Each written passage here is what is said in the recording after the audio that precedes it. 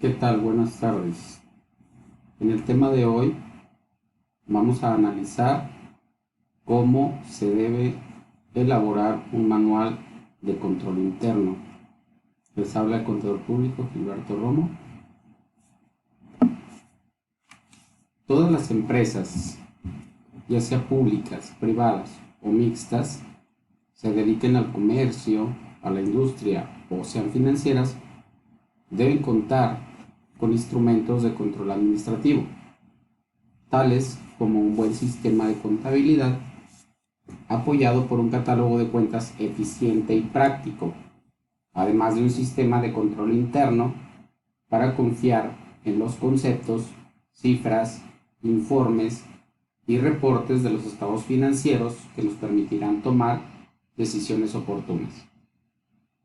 Un buen sistema de control interno es importante desde el punto de vista de la integridad física y numérica de los bienes, valores y activos de la empresa, tales como efectivo en caja y bancos, mercancías, cuentas y documentos por cobrar, equipos de oficina, reparto, maquinaria, etc. Es decir, un sistema eficiente y práctico de control interno dificulta la colusión de empleados a fraudes, robos, etc. Entonces, viendo esta situación, un buen sistema de control interno debe de tener un área de vigilancia y supervisión. Para la obtención de la máxima eficiencia del sistema de control interno, es necesaria su vigilancia periódica y metódica por parte de las personas que funjan como gerentes generales, personas que pueden ser contralores, comisarios o consejos de vigilancia, auditores internos o, en su caso, auditores externos. Es común en todas las empresas la tendencia humana de apartarse de las reglas establecidas, generalmente en aquellas donde se siguen procedimientos monótonos y de rutina. De ahí que resulte útil, práctico y conveniente supervisarlo, vigilarlo y revisarlo periódica y metódicamente para que el sistema de control interno no decaiga ni pierda eficiencia.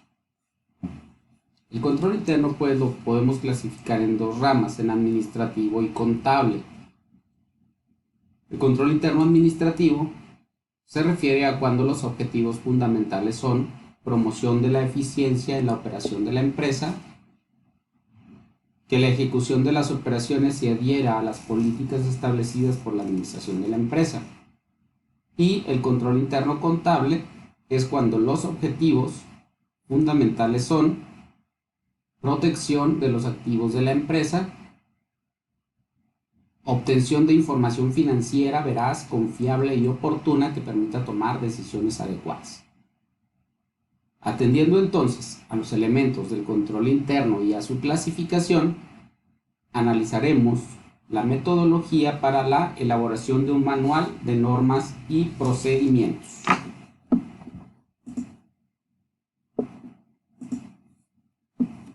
Dentro de los elementos del control interno podemos encontrarnos el de organización, el de catálogo de cuentas, sistema contable, estados financieros, presupuestos y pronósticos, entrenamiento, eficiencia y moralidad del personal y lo relativo a la supervisión. Los principios del control interno: tenemos en primer lugar la separación de funciones de operación, custodia y registro. En el punto número 2 tenemos la dualidad o plurilateralidad de personas en cada operación. ¿Qué quiere decir esto? Que para cada una de las operaciones o transacciones de la entidad es recomendable que siempre participen 2 o más personas.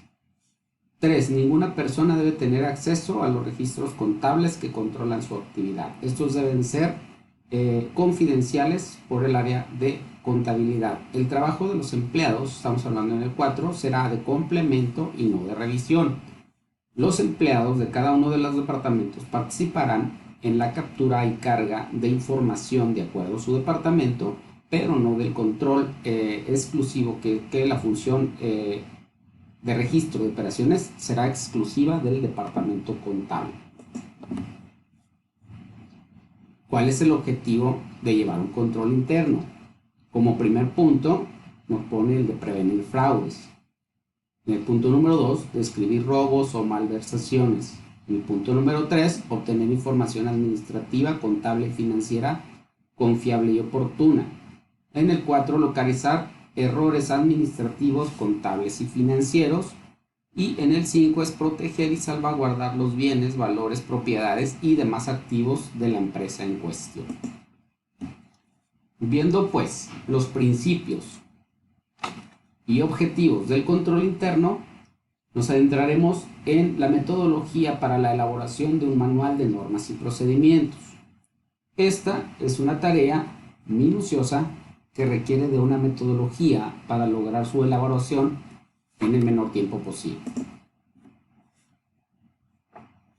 Y veremos los 4 pasos fundamentales para lograr la elaboración del manual del que estamos hablando.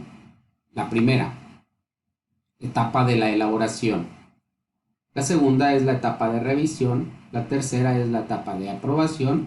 Y la cuarta etapa es la de distribución y la de puesta en marcha. Dentro de la etapa de elaboración, que es lo que analizaremos enseguida, encontramos la de organización y planeación del proceso de elaboración. ¿Qué quiere decir esto? La dividimos en 3 partes. Designación de un responsable por cada unidad administrativa de la organización, definiendo y delimitando de manera específica su trabajo para que pueda actuar en él. Aquí tendremos que tener un responsable por cada área que estemos analizando y que la persona pueda estar empapada y dar suficiente información del área que estamos analizando. Tendremos que elaborar un cronograma de las principales actividades que incluyan las etapas de elaboración, revisión, aprobación y distribución, y elaborar un cronograma para las entrevistas. Todo lo tendremos que tener debidamente agendado por fechas para no interferir en las funciones normales de la compañía o del ente económico del que estemos hablando. Planear acciones que identifiquen, capten y diseñen los procesos y procedimientos. Tendremos que identificar ese tipo de acciones que un poquito más adelante vamos a revisar. Dentro de la etapa de la elaboración, vimos anteriormente la organización y planeación del proceso. Ahora entramos a lo que sería la investigación preliminar. ¿De qué se trata esto? Tenemos que, como punto número 1, reconocer las unidades responsables. ¿Cuáles son las unidades? ¿Cuáles son los puestos que vamos a investigar? Definir el método para la recolección de la información, un poquito más adelante lo vamos a checar. Identificación de normas y políticas, atribuciones, funciones y actividades básicas y complementarias. ¿Sí? Normalmente las compañías tienen algún manual de normas y políticas, o tienen establecido de manera clara y específica las facultades que pueden tener cada uno de los funcionarios que en la misma intervienen. Diseño y aplicación de medios y materiales de apoyo, como pueden ser encuestas, guía de entrevistas o de observación, cuestionarios, etc. Pasamos al punto que se refiere a la recolección de la información. ¿Qué tendremos que hacer aquí? Recabar datos y documentos que deberán analizarse y sistematizarse para que nos permitan conocer los procedimientos, procesos de su operatividad actual. Tenemos que conocer a fondo cómo realiza la empresa sus actividades diarias o sus actividades cotidianas. Investigación documentada que puede obtenerse de los archivos con los que ya cuenta la organización y que actualmente están en operación. Podemos irnos a información histórica que puede tener la empresa y darnos cuenta de cómo se ha venido trabajando hasta en el momento que nosotros estamos haciendo la investigación. Entrevistas directas a los funcionarios y empleados de la organización. Podemos hacer uso de cuestionarios y podemos entrevistarnos directamente con los responsables de cada uno de los puestos o departamentos. Y como última herramienta tendríamos la observación directa de las actividades sin intervención. ¿Sí? Solamente seríamos visores de todo el procedimiento o todas las actividades que realiza la empresa diariamente. Una vez obtenida toda la información, ya sea el método que hayamos decidido utilizar, procesamos la integración de la información.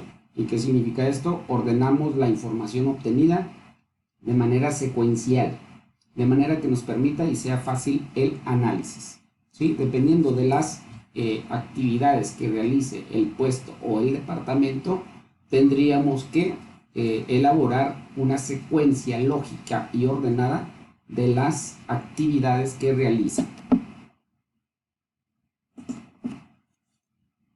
Posteriormente, al procesamiento de la información, entramos a lo que es la fase del análisis de la información.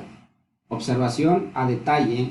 Esto significa que es observación a detalle de cada elemento obtenido en la recolección de la información y cada uno de los pasos que componen el procedimiento. En el análisis de la información se debe adoptar un enfoque interrogativo y formularse las siguientes preguntas.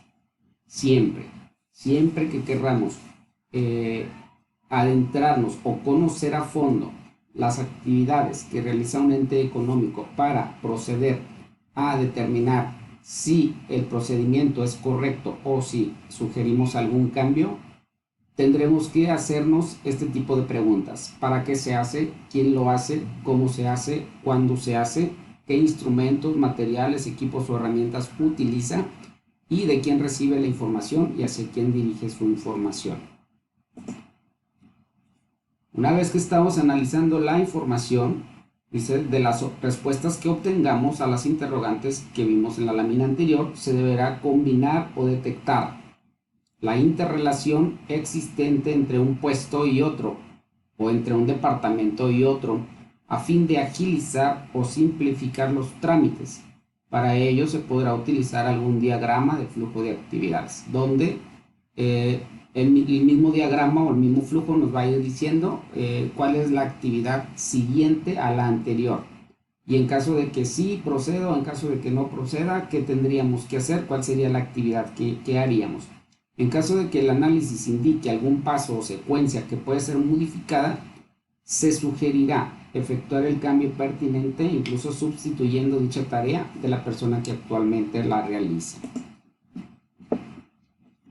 Como conclusión, pues, al manual de procedimientos, dice, para la elaboración de un manual de normas y procedimientos que sea útil y minimice riesgos existentes y además agilice el flujo operativo de una entidad, es imprescindible identificar meticulosamente las actividades desarrolladas por cada uno de los integrantes del ente, reconocer desviaciones o cuellos de botella en el flujo de la información, dónde se está deteniendo la información, qué es lo que nos está ocasionando el problema, y funciones específicas con el fin de asignar o reasignar funciones para hacer competentes los tiempos de respuesta que coadyuvarán a la entidad a la toma de decisiones acertadas y oportunas.